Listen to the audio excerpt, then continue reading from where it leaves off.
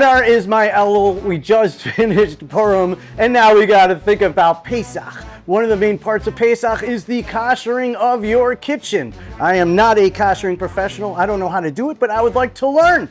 So today, I have Rabbi Tendler from the Star K to show me how to kasher like a professional.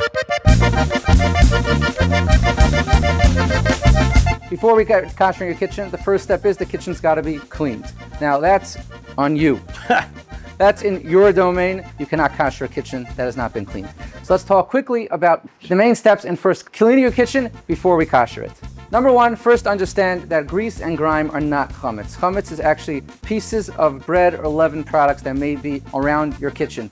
So as long as you get rid of them, your kitchen will be ready to kasher for Pesach. Now you tell me. We're going to talk about kashering various surfaces in the kitchen and various appliances in the kitchen. The overall concept in kashering is kibolo kachpolto, as it says in halacha, which means the way it became chametz or not kosher is the same method you need to use in order to kasher it. There are four types of kashering methods: libun gomor or libun chomer, which means things that need to be brought to red hot temperatures. Then there's what's known as libun kal, which means you need to get something to a temperature which is approximately 500 degrees, which is reserved for things that were cooked with dry heat but indirect heat. Then you have what's known as hagala, which is things that were used with water, things like that, which needs to be put into boiling water in order to kasher it. And the last one is called irui klirushin, which means you take boiling water and you pour it over a surface or an area that was used where things were spilled.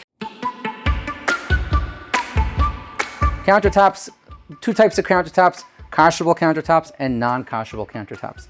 Solid stone, for example, granite, quartzite, marble, are kasherable countertops according to almost everyone. You can kasher them. Non-kasherable countertops, we're going to talk about those first, which includes any kind of synthetic material. For mica, quartz, ask your local Orthodox rabbi whether you can kasher quartz or not. Different opinions about quartz. If it is a kasherable surface, you need to kasher with a process known as irui. One of the best inventions for kashering is the electric kettle, which is something that heats up water very, very quickly to a rolling boil, which is excellent, and it's small, it's portable, it's easy to maneuver. You're going to take the hot water and you're going to pour it directly from this pot onto every part of your surface of your counter, going back and forth and back and forth, and that kashers the surface. Anywhere that the irui hits gets kashered. It does not work that you pour the irui and let the water run. It has to be directly from the pot, which is called the kiluach, which is the stream. It has to hit directly from the pot to the surface. Now be careful, because that hot water is going to have to go somewhere. So if it's not going onto the counter, it's going onto the floor, maybe in your cabinets. Hopefully not into your shoes, but keep that in mind and wear proper safety gear if you're going to choose to kasher your counters with this method. If you don't want to do that because you're nervous about all those aforementioned risks, then the best and most recommended way to deal with your counters are actually just to cover them.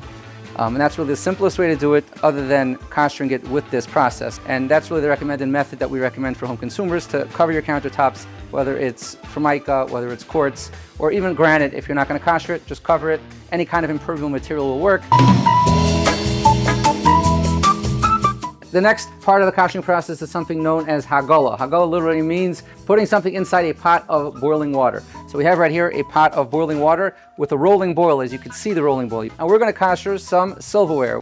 Wear good gloves and have an apron on to make sure you don't get hurt or injured in this process.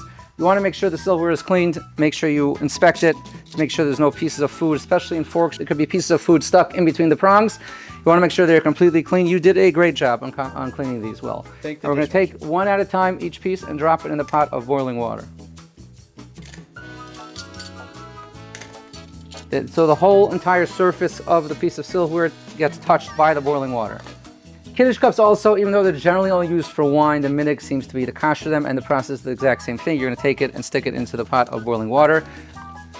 Now, interestingly enough, if something doesn't fit 100%, let's say this becher, for example, wouldn't fit 100% in the pot, you can kasher part of it at a time and then kasher the other part. So you could take half, stick it in, and then take the other half and stick the other side in, and that works to kasher it. You have to leave it in the pot only for a few seconds.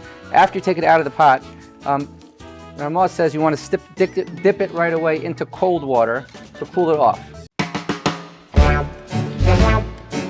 Now we're moving on to stovetops. The The stovetop, right, two parts of the stovetop that you want people always ask about is going to be the grates and the area that's underneath the grates. Now the area that's underneath the grates, the round part that's on top of the actual burner itself, you do not need a kasher. Every time you turn the fire on, they self-kasher themselves. I know some people like to change them out, but it's not really necessary.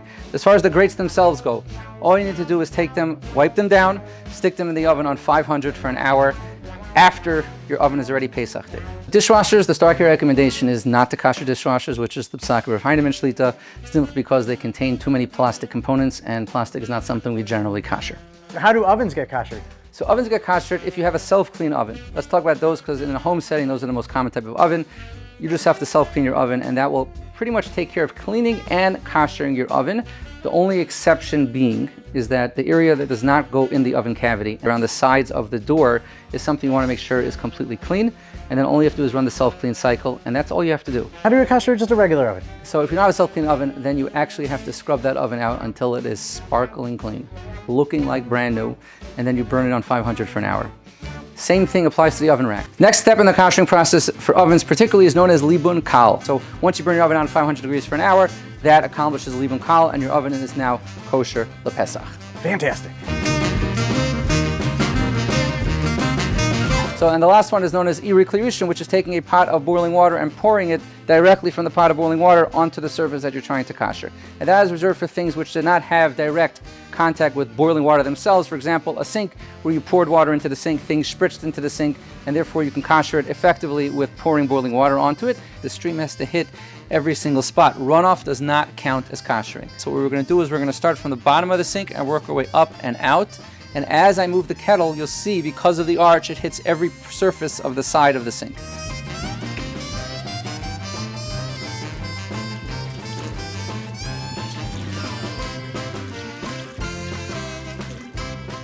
Faucet, you're just going to pour water directly from the pot over the surface of the faucet, like that.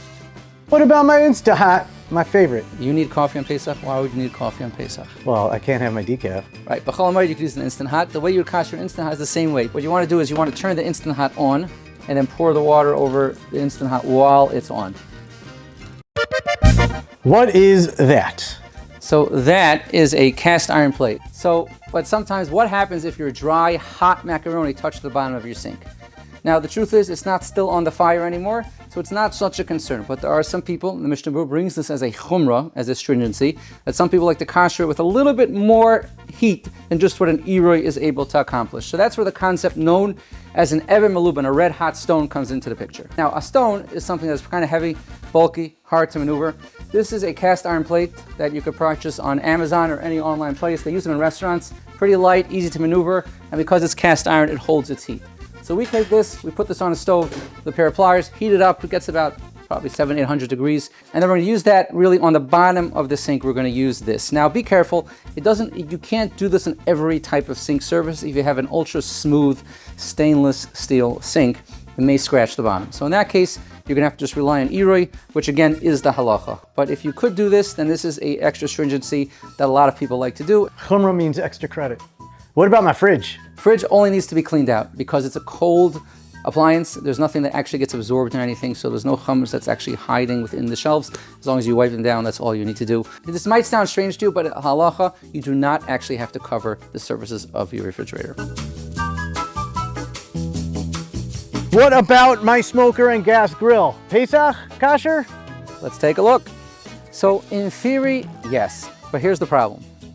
How are you going to get this clean? Right? The problem is that a grill theoretically only needs to be libun kal, which is about 500 degrees for an hour, which can be done easily, but that's only after it's clean.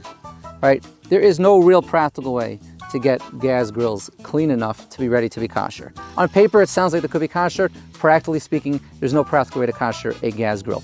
As far as smokers or charcoal grills, if you have the ability to load them up with charcoal and let them go, and they could withstand that kind of heat because they don't have any other components, then by all means you can try doing that. I've seen this from experience. That gas line will melt if you try kashering your grill and getting it up to libun gomer temperatures. So there you have it. My house is now fully kosher for Pesach. We have covered all the ways to do it, and I hope you have learned something and you could do it at home too. Thank you to the Star K. Thank you to Rabbi Tendler. This has been how I kashered my kitchen for Pesach. And wish you a chag kosher v'sameach. A real chag kosher for Sameach. This for your Purim Pesach? Hopefully soon. Hopefully soon. Amen.